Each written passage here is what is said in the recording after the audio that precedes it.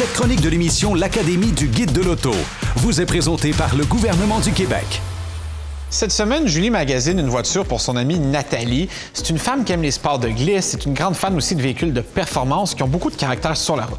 Ben oui, mon amie Nathalie, elle aime les émotions fortes. Elle a quand même 2 enfants, donc ça implique de l'espace de chargement et beaucoup de logistique aussi. Mais là, ton amie, avec les besoins qu'elle a, puis 2 enfants, on peut pas vraiment l'enligner vers une voiture sport à 2 places.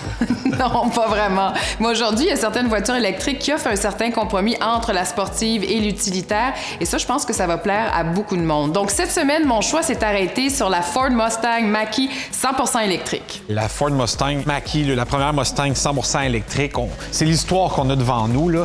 Tout d'abord, elle est disponible en 3 versions. Il y a la version Select, la version de base à propulsion, mais qui est quand même disponible avec 370 km d'autonomie, ce qui est quand même pas mal, pour un prix de 52 495 $. C'est relativement accessible. Bien, elle fait beaucoup de routes, puis elle prend souvent le traversier, donc ça va lui faire économiser de l'argent. Bien, ça veut se gâter, elle peut toujours aller vers d'autres modèles. Par exemple, il y a la version Premium, qui a la même motorisation que la version de base, mais qui vient avec pas mal plus d'équipement.